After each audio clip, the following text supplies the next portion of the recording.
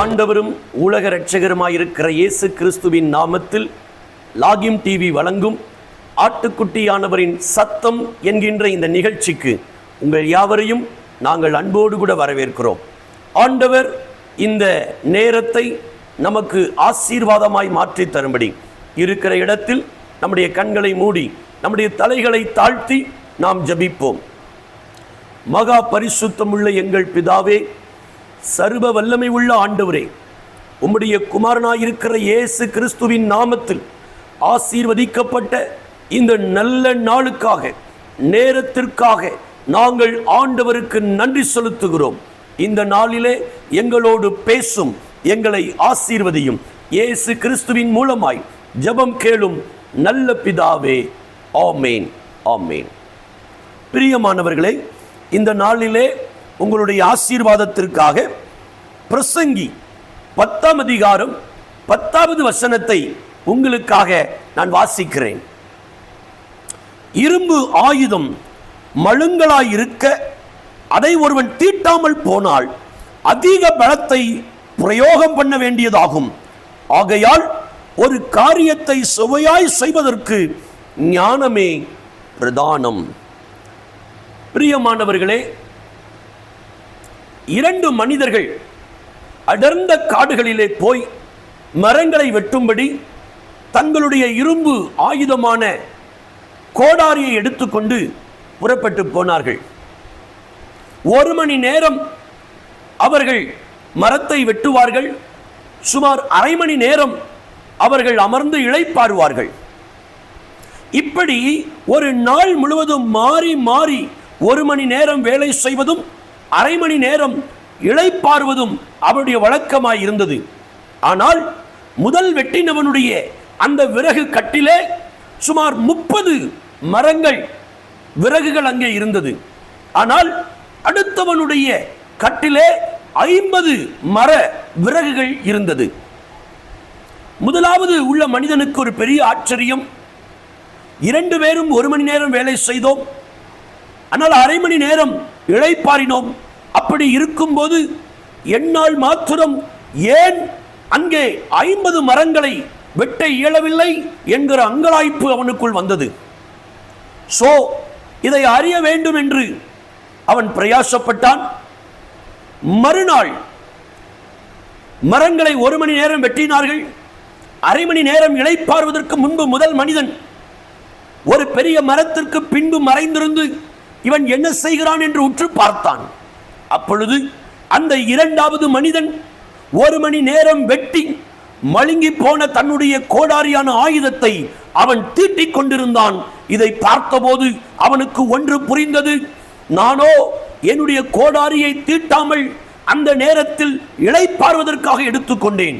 ஆனால் அந்த மனிதனோ தன்னுடைய கோடாரியை அவன் தீட்டி கூர்மையாக்கினபடினால் அவன் வெட்டின போது வேகமாய் மரங்களை வெட்ட முடிந்தது என்பதை உணர்ந்து கொண்டான். இன்றைக்கு இந்த வார்த்தையை கேட்கிற என் அன்பு சகோதரனே, என் அன்பு சகோதரி, என கருமையான தகப்பனே, தாயே, இரும்பு ஆயுதம் மழுங்கலாயிருக்க ஒருவன் அதிக பலத்தை பிரயோகம் பண்ண வேண்டியது இருக்கும். இங்கே இரும்பு ஆயுதம் என்பதை ஜெபத்திற்கு அடையாளமாய் நான் குறிப்பிட விரும்புகிறேன். இந்த வருடத்தின் பாதி நாட்களை நாம் கடந்து விட்டோம். இந்த 7வது மாதத்திலும் கூட கர்த்தர் நம்மை நடத்தி கொண்டிருக்கிறார். இந்த 7வது மாதத்தின் இறுதி நாட்களில் கர்த்தருடைய வார்த்தையை கேட்கிற நாம், நம்முடைய ஜெபம் என்கிற இரும்பு ஆயுதம் மழுங்கி போயிருக்கிறதோ என்பதை சிந்தித்து பார்த்து மறுபடியும் நம்முடைய அறை கதவை மூடி நம்முடைய முழங்கால்களை முடக்கி தளர்ந்த நம்முடைய கைகளை கர்த்தருக்கு நேராக உயர்த்தி தேவ சமூகத்திலே நம்முடைய ஆயுதத்தை தீட்டுவோமாக. அப்படி நாம் நம்முடைய ஆயுதத்தை தீட்டும் போது எளிதாய் ஜனங்களை ரட்சிப்புக்குள் கொண்டு வர முடியும். எளிதாய் சாசுகளை துரத்த முடியும். எளிதாய் நம்மை கொண்டு கர்த்தர் பலத்த காரியத்தை செய்ய முடியும். இன்றைக்கு அநேக கர்த்தருடைய பிள்ளைகளுடைய வாழ்க்கையிலே தேவனோடு இருக்கிற உறவு, அந்த ஜெபம் எப்படி இருக்கிறது என்பதை தயவாய் நீங்கள் சிந்தித்து பார்க்க உங்களை அன்பாய் கேட்கிறேன். ஒருவேளை இந்த வார்த்தை உங்களுக்கு நேராய் வரும்போது, ஆம் போதகரே, என்னுடைய வாழ்க்கையிலே ஜெப நேரம் குறைந்து விட்டது, ஜெப நேரம் நான் ஜெபிக்கவில்லை என்று உணர்வீர்கள் சொன்னால் இன்றைக்கு என்னோடு இணைந்து ஜெபியுங்கள். ஆண்டவர் இந்த நாட்களிலே உங்கள் ஆயுதத்தை கூர்மையாக்கும்படி விரும்புகிறார். உங்கள் ஆயுதத்தை கர்த்தர் கூர்மையாக்கும் போது உங்களுடைய ஜெபத்திற்கு பதில் எளிதாய் கடந்து வரும். எத்தனை பேர் ஜெபிக்க ஆயத்தமாய் இருக்கிறீர்கள்? ஜெபிக்க விரும்புகிறவர்கள் என்னோடு சேர்ந்து ஜெபிப்பீர்களா? பரிசுத்த பிதாவே, சர்வ வல்லமை உள்ள ஆண்டவரே, இந்த வார்த்தையை கேட்கிற என் அன்பு சகோதர சகோதரிகள், தகப்பன் தாய்மார்கள், அவருடைய தனிப்பட்ட வாழ்க்கையிலே தேவனோடு உறவாடுகிற அந்த ஜெப நேரமானது குறைந்திருக்குமானால், ஒருவேளை ஜெப நேரம் ஆண்டவரே அவருடைய வாழ்க்கையில இல்லாமல் இருக்குமானால், மறுபடியும் கிருபையாய் உம்முடைய ஆவியை கொண்டு இந்த வார்த்தையை கேட்கிற அவர்களை கர்த்தர் புதுப்பிக்கும்படி, உணர்ப்பிக்கும்படி, உயிர்ப்பிக்கும்படி ஜெபிக்கிறோம். மறுபடியும் அவருடைய ஜெபம் என்கிற இரும்பு ஆயுதமானது தீட்டப்படுவதாக. மீதம் இருக்கிற நாட்களிலே அவருடைய ஜெப வாழ்க்கையை கொண்டு கர்த்தருடைய குடும்பத்திலே, சபையிலே, ஊழியத்திலே, தேசத்திலே இவர்களை பயன்படுத்துவீராக என்று சொல்லி ஜெபிக்கிறேன். நம்முடைய நாம மகிமைப்படுவதாக. அன்பின் கரத்தில் ஒப்புக் கொடுக்கிறோம், தாழ்த்துகிறோம். இயேசுவின் மூலம் ஜெபிக்கிறோம் நல்ல பிதாவே, ஆமென். எனக்கு அன்பானவர்களே, இந்த நிகழ்ச்சி உங்களுக்கு பிரயோஜனமாக இருக்குமானால் மற்றவர்களுக்கு நீங்கள் இதை பகிரும்படி இயேசு கிறிஸ்துவின் நாமத்தில் உங்கள் யாவரையும் நாங்கள் தயவாய் கேட்டுக்கொள்கிறோம்.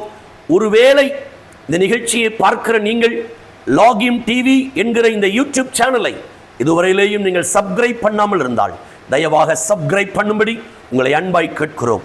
உங்களுடைய ஜெப விண்ணப்பங்கள், கருத்துக்கள் இருக்குமானால் ஸ்கிரீனில் தெரிகிற எங்களுடைய தொலைபேசி எண்ணை நீங்கள் தொடர்பு கொள்ளும்படி இயேசுவின் நாமத்தில் உங்களை அன்பாய் கேட்கிறேன். கர்த்தர் தாமே உங்களை ஆசீர்வதிப்பார். God bless you.